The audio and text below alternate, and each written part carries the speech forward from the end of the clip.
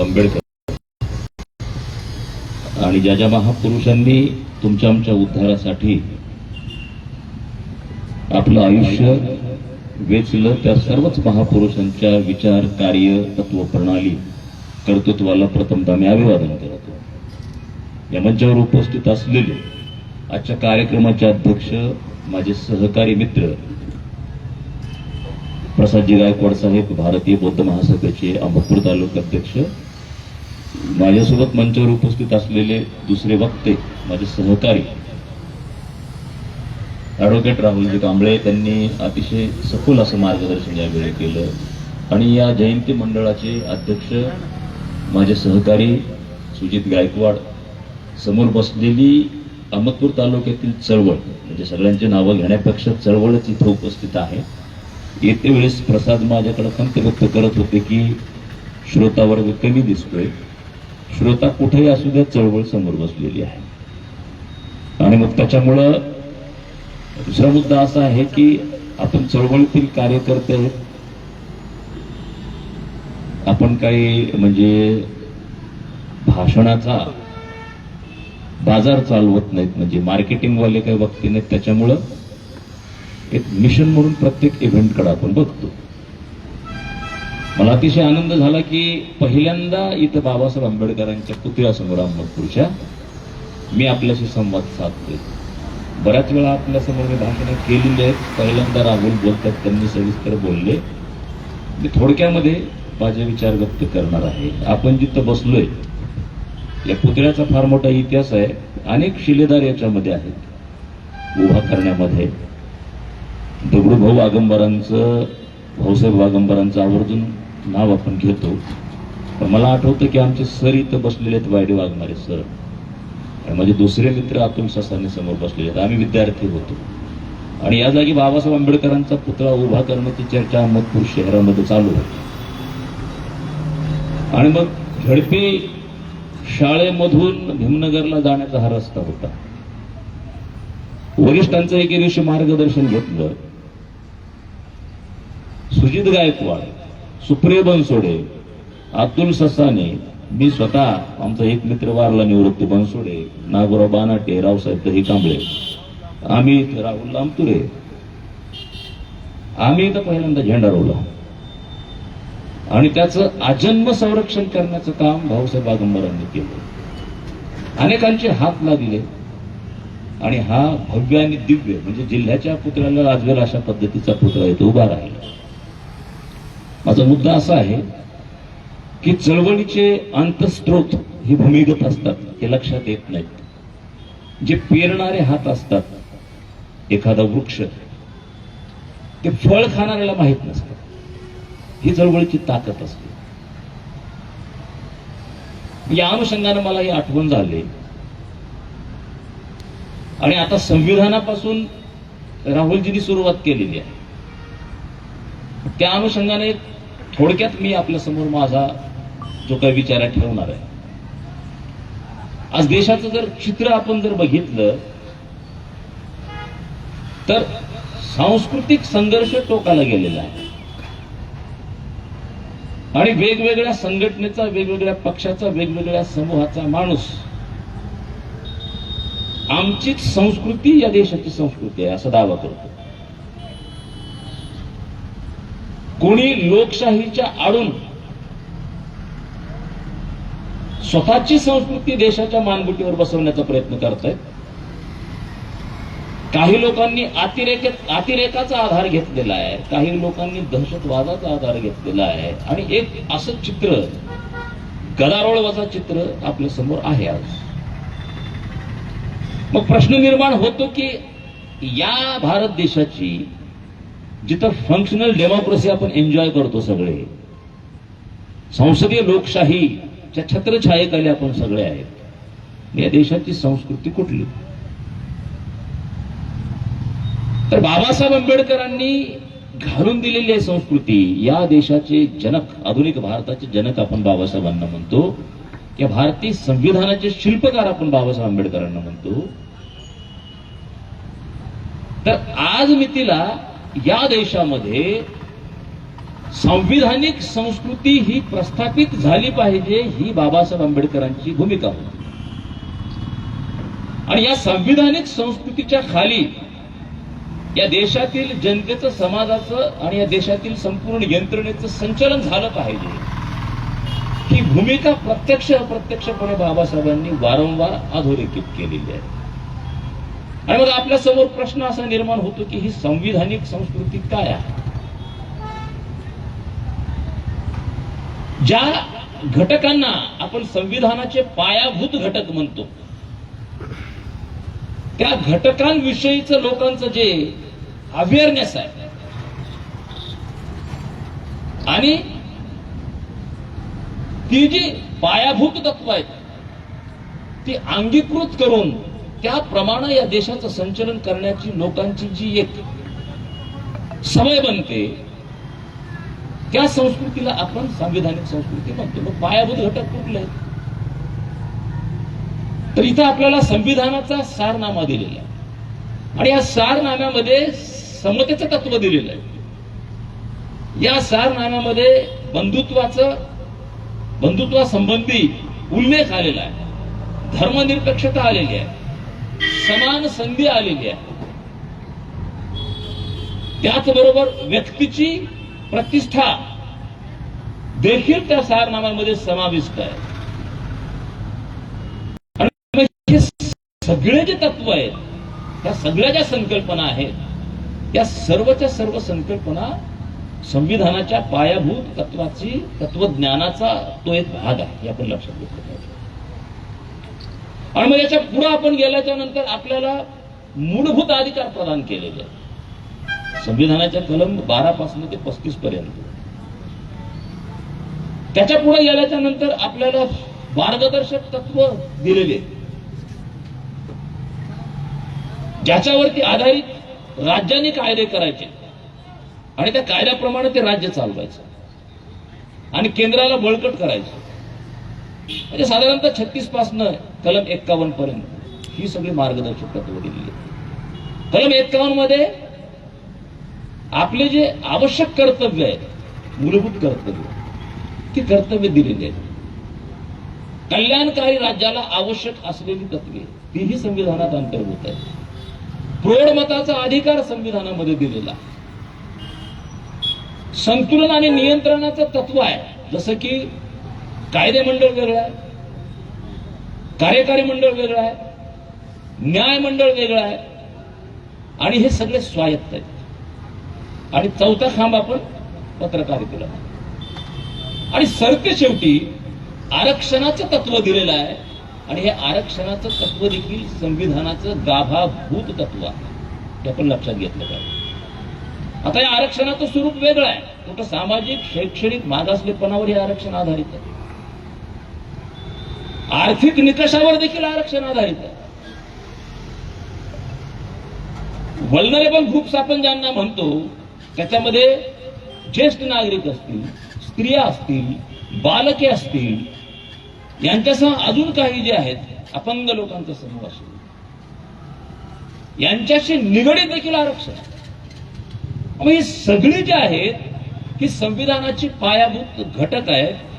आणि मग संविधानिक संस्कृतीमध्ये अभिप्रेत काय, तर या सगळ्या घटकांच्या विषयी या देशामधले सगळे नागरिक जागरूक असायला हवेत आणि त्यांच्या व्यक्तिगत संस्कृतीवरती ही जी संविधानिक संस्कृती आहे ती त्यांनी मानली पाहिजे, ठेवली पाहिजे आणि त्या पद्धतीने सार्वजनिक जीवन जगलं पाहिजे. हे तत्व, त्याबद्दलची जागरूकता, ती तत्व अंगीकृत करणे आणि त्या पद्धतीचा अंमल करणे, ही ज्यावेळी सगळी संचलनाची कार्यपद्धती या देशामध्ये प्रस्थापित होईल त्यावेळेस या देशामध्ये संविधानिक संस्कृती प्रस्थापित झाली असं आपल्याला म्हणता येईल. आणि मग हे जर असं जर नाही झालं तर प्रत्येक जण स्वतःची स्वतंत्र अशी जर संस्कृती पुढे रेटू लागला तर त्याच भाषणामध्ये, जे भाषण आता राहुलजींनी काही महत्वाचे मुद्दे त्या भाषणामधले इथं आपल्या समोर सांगितले, तिथं बाबासाहेबांनी सांगितलेलं आहे की तुमची स्वतःची तत्व प्रणाली, कदाचित ती राजकीय तत्व प्रणाली असेल, ती जर तुम्ही राष्ट्रहिताच्या मानगुटीवर जर बसवाल तर या देशाचं आणि इथल्या लोकशाहीचं वाटोळं झाल्याशिवाय राहणार नाही. आणि मग स्वतःची व्यक्तिगत किंवा स्वतःच्या समूहाची तत्वप्रणाली, पक्षाची तत्वप्रणाली, व्यक्तीची तत्वप्रणाली जी घरामध्ये असायला पाहिजे, माझ्या घरात असायला पाहिजे, ती मी या राष्ट्राच्या मानगुटीवर बसवेन असा जर कोण विचार करत असेल तर तो राष्ट्र या संकल्पनेच्या अधःपातासाठी कारणीभूत ठरेल अशी बाबासाहेब आंबेडकरांनी भीती व्यक्त केलेली आहे. आणि आज जर आपण बघितलं तर तेच चाललेलं आहे. विशिष्ट संस्कृती संपूर्ण भारतीयाच्या मानगुटीवर बसवण्याचं एक कारस्थान या देशामध्ये चाललेलं आहे.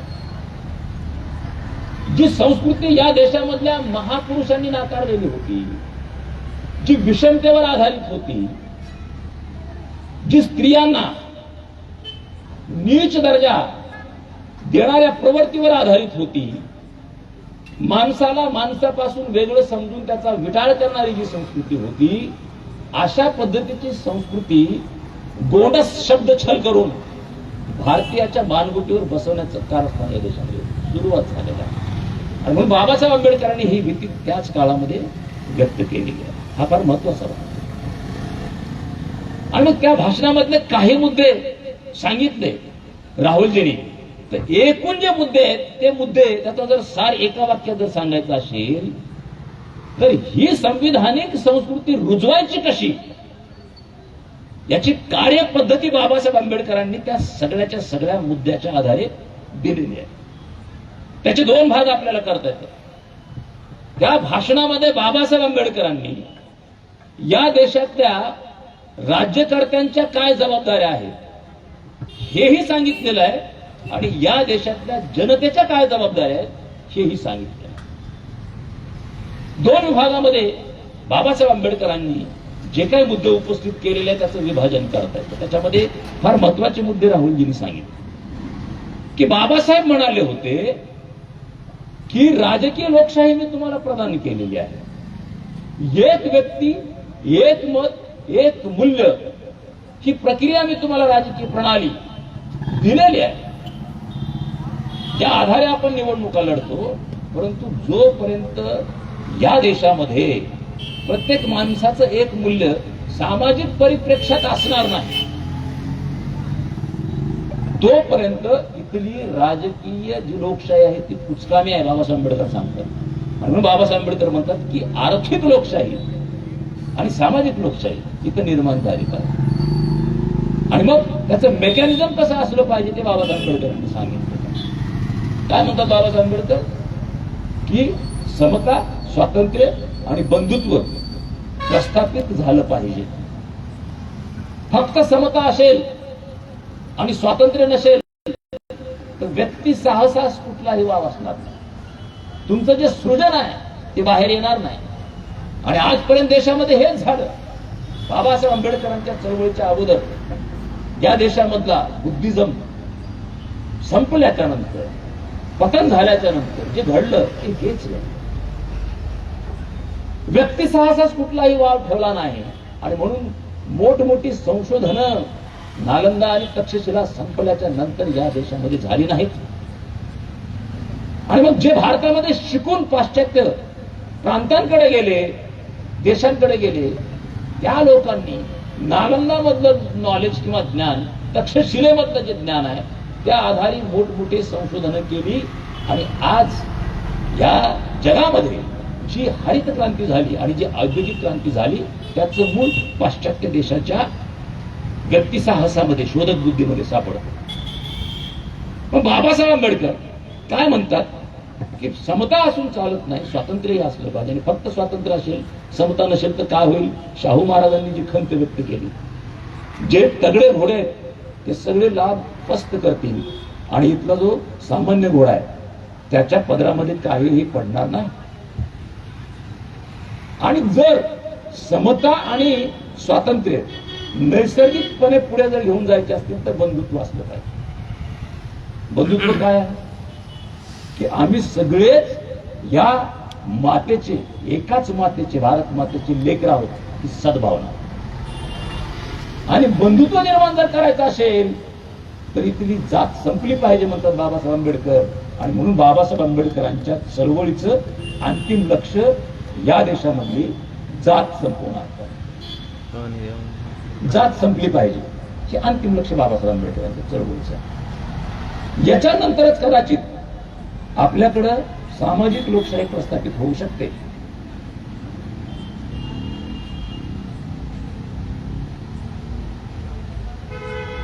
हे बाबासाहेबांनी सांगितलेलं आहे. आता आज नीतीला जे एक अस्वस्थता आपल्यामध्ये दिसते, प्रत्येक घटक आरक्षणाची मागणी करतो. एक आरक्षण धारक दुसऱ्या आरक्षण धारकाच्या विरोधामध्ये उभा राहतो, एक समूह दुसऱ्या समूहाच्या विरोधामध्ये उभा राहतो. हे कशामुळे झालेलं? जर सामाजिक लोकशाही प्रस्थापित झाली असती आणि समसमान जर इथली माणसं जर असतील तर सत्तेचे मुक्ताफळ आणि लोकशाहीचे लाभ हे प्रत्येक घटकाकडे गेले असते. ते गेले नाहीत.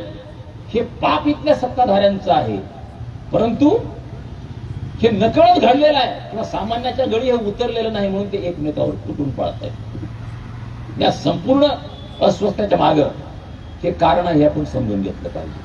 तिथं बाबासाहेबांनी अजून फार महत्वाच्या काही गोष्टी सांगितलेल्या आहेत की बाबासाहेब काय म्हणतात की वैधानिक समानता आणि कारभार विषयक समानता ह्या दोन भिन्न बाबी आहेत.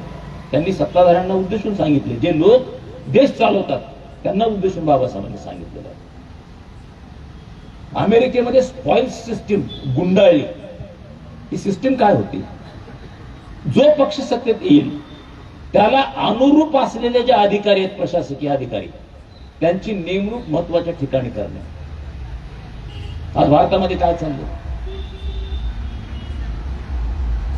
एखादा पक्ष सत्तेत आला की त्यांना सोयीचे असणारे अधिकारी महत्वाच्या पदावरती नेमायचे आणि त्यांच्या हातून त्यांच्या विरोधी विचाराची जी जनता किंवा जे लोक आहेत त्यांना ठेचून काढण्याचं काम करायचं आणि सगळे लाभ आपल्या पदरात पाडून द्यायचे. म्हणजे कायद्यामध्ये समानता असणं आणि कारभारात असणं वेगळं आहे. कायदे करणाऱ्यांनी कारभारामध्ये हस्तक्षेप करायला नको ही भूमिका बाबासाहेब आंबेडकरांनी मांडलेली आहे. सातत्यानं प्रशासनामध्ये हस्तक्षेप करण्याचं काम या देशातल्या कायदे मंडळाशी निगडीत असलेले आमदार, खासदार, मंत्री करत असतात. आणि त्याच्यामुळं ज्या योजना आहेत, जे घटनादत्त लाभ आहेत ते इथल्या सामान्यापर्यंत पोहोचत नाहीत आणि लोकशाही शेवटपर्यंत झिरपत नाही. आणि म्हणून आज त्या गायब अनेक समूह उपेक्षित आहेत. जो एकेकाळचा जमीनदार समूह होता महाराष्ट्रामध्ये, मराठा समाज, त्यांच्यामध्ये देखील आज गरिबी वाढलेली आहे. आरक्षणामध्ये येणाऱ्या ज्या अनेक जाती आहेत, काही जातीपर्यंत लाभ पोहोचले नाही, परंतु याच्यासाठी दुसरं आरक्षण घेणारा घटक जबाबदार असतो. हे जे एक डिस्कोर्स ह्या पद्धतीचा सेट केला जातोय तो केवळ आणि केवळ आपली राजकीय पोळी खाजण्यासाठी केला जातो. हे आपण लक्षात घेतलं पाहिजे. याची मुळं आपण बाबासाहेब आंबेडकरांच्या विचारामध्ये शोधली पाहिजेत. निश्चितपणे याची उत्तरं आपल्याला सापडल्याशिवाय राहणार नाहीत. अनेक गोष्टी त्यामध्ये सांगितलेल्या आहेत, परंतु नागरिकांसाठी काही कर्तव्य सांगितलेले आहेत. त्याच्यामध्ये असं म्हटलेलं आहे की, शेवटचा मुद्दा सांगतो मी, वेळ संपलेला आहे. त्याच्यात असं म्हटलेलं आहे की नीतिमत्ता आणि राजकारण यांना एकमेकापासून वेगळे करता येत नाही. लक्षात घ्या. म्हणजे कायदा सांभाळणाऱ्या लोकांनी वारंवार लोकांमध्ये हस्तक्षेप करायला नको आणि लोकांनीही तो कायदा पाळला पाहिजे. आता आपल्याकडे चाललंय डीजेचं, बरोबर आहे, त्याच्यावरून खल चाललाय. कसं होतं, जे प्रशासनातले लोक आहेत, मला व्यक्तिगत विचारलं तर व्यक्तिगत मी डीजेच्या विरोधातला माणूस आहे, पण प्रशासनातल्या लोकांना अचानक आंबेडकर जयंती आली की जाग येते आणि ते लोकांच्या आनंदोत्सवामध्ये हस्तक्षेप करतात. आणि लोकही काय करतात, एवढे भावनिक होतात की कायदा मोडतात. हे बाबासाहेब आंबेडकरांना अभिप्रेत नव्हतं. दोन्हीही बाजू बाबासाहेबांनी मांडलेल्या. आणि म्हणून राजकीय नीतिमत्ता ही देखील पाळली गेली पाहिजे दोन्ही बाजूंनी. म्हणजे असे काही मुद्दे बाबासाहेबांनी जनतेसाठी देखील उपस्थित केलेले आहेत.